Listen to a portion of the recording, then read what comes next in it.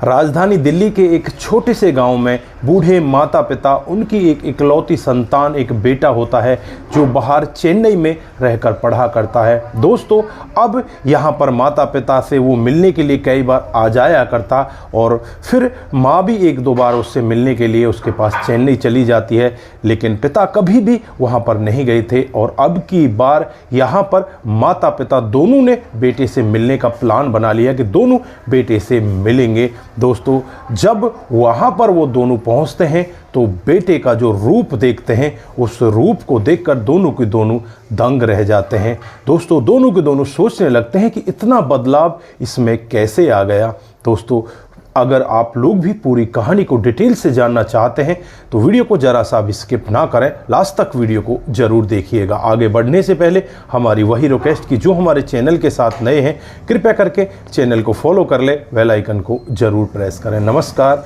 जय हिंद। आप देख रहे हैं APH न्यूज़ राहुल रावत के साथ। दोस्तों, आज की जो हकीकत की घटना आप लोगों को बताने जा रहा हूं, दिल्ली के एक छोटे से गांव की घटना है। यहां पर कविता नाम की एक औरत, जिसकी उम्र लगभग 52 से 53 साल है, उसके पति का नाम भोले राम, जिसकी उम्र लगभग 58 साल है। उनका एक बेटा है निशान, जिसकी उम्र लगभग 26 साल है।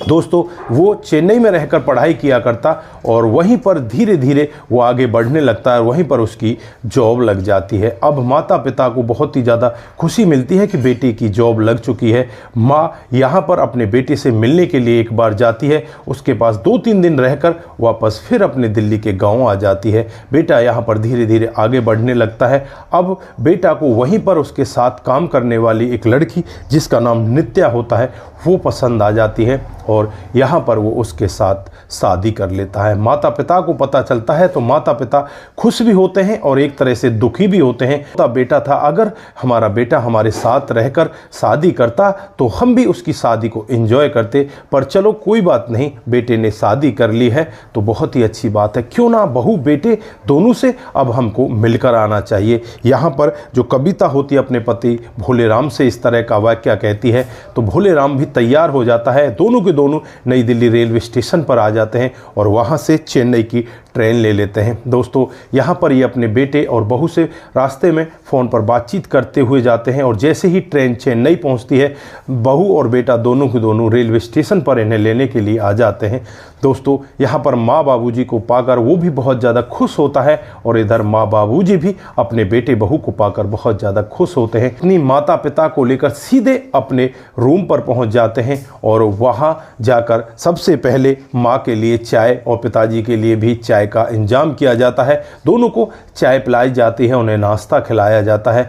तो माँ यहाँ पर कुछ अलग ही अनुभव करने लगती है। बेटा जो होता है थोड़ी देर तक तो इनके पास बैठता है और थोड़ी देर के बाद बेटा कहता है कि माँ, मैं ड्यूटी पर जा रहा हूँ, शाम को जल्दी आ जाऊँगा। वो अपनी पत्नी नित्या से कहकर जाता है कि माँ बाबूजी का अच्छे से ख्याल रखना। दोस्तों, पत्नी कहती है कि आपको टेंशन लेने की ज़रूरत नहीं है, ये मेरे भी माँ बाबूजी हैं। उसके बाद यहाँ से जो पति होता है निशान, वो सीधा अपनी ड्यूटी पर चला जाता है और जो यहाँ पर इस नित्या की सास होती है कविता, वो इस घर को देखने लगती है।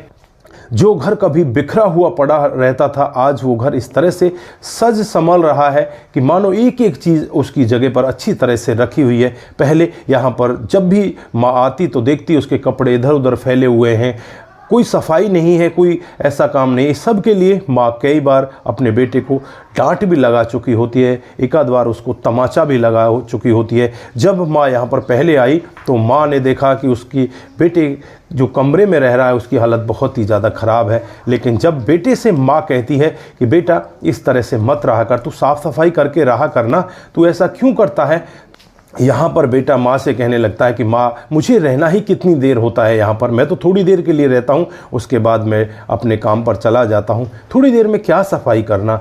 माँ उसे बहुत समझाती है लेकिन बेटा की समझ में एक भी नहीं आता।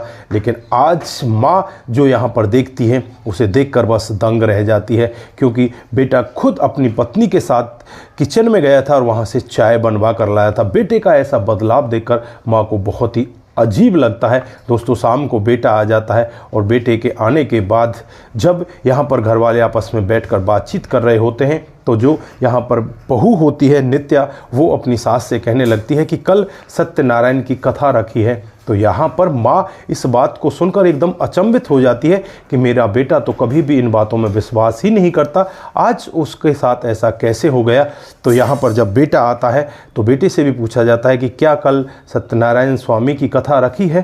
तो वो कहते हैं कि हाँ बिल्कुल, कल सत्यनारायण स्वामी की कथा है। इसी अगला दिन आता है, पंडित जी को बुला लिया जाता है और सत्यनारायण स्वामी की कथा सुनी जाती है। दोस्तों उसके बाद प्रसाद वितरण किया जाता है, आसपास के लोगों को भी प्रसाद खिलाया जाता है, खुद घर के लोग भी प्रसाद खाते हैं। दोस्तों अब यहाँ पर माँ और भी ज़्यादा चिंतित हो जाती है कि मेरा बेटा इतना कैसे बदल गया। वो अपने पति भोलेराम के पास जाती है और उससे कहने लगती है कि तुमने देखा क्या, बेटे की हालत कैसी हो चुकी है, बेटा कैसे बदल चुका है। मैं जो 26 साल में इसके साथ नहीं कर पाई, इसकी बहू ने इसके साथ में ऐसा क्या कर दिया जो इतना ये बदल चुका है।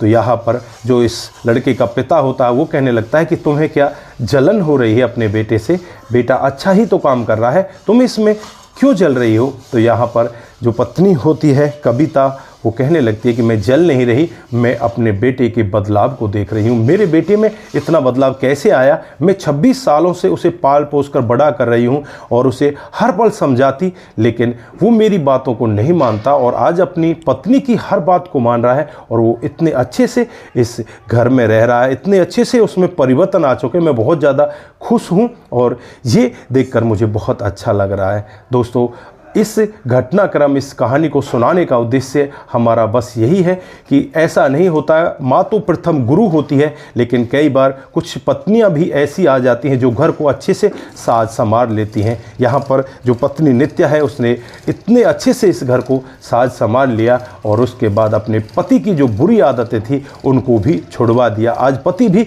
एकदम सज्जन आदमी बनकर रह रहा है। तो दोस्तों आप यहाँ पर इस कहानी से क्या शिक्षा लेते हैं कमेंट बॉक्स में ज़रूर बताइएगा। दोस्तों हर बार पत्नियाँ गलत नहीं होती, कई बार पत्नियाँ बहुत अच्छी होती हैं और जो घर को स्वर्ग बना देती हैं। दोस्तों ये हकीकत का वाक्य है, अगर औरत बनाने पर आ जाए तो बिगड़े हुए घर को भी स्वर्ग बना देती है, अगर वही औरत बिगाड़ने पर आ जाए तो बने बनाए स्वर्ग को 1 मिनट में बिखेर कर रख देती है। तो दोस्तों मैं तो उन माताओं बहनों से भी यही कहना चाहता हूं कि जिस भी परिवार में आप लोग जाएं, जहां भी आप रहें, उस घर को स्वर्ग बनाइए, क्योंकि आपके अंदर वो क्षमता है, आपके अंदर वो ताकत है कि आप बिगड़ी हुई चीज़ को भी बना सकती हैं, आप घर को स्वर्ग बना सकती हैं। तो दोस्तों आप ज़्यादा से ज़्यादा लोगों के साथ इस कहानी को शेयर करके जाएँ। आप सभी का दिल की गहराइयों से धन्यवाद। नमस्कार, जय हिंद, जय भारत।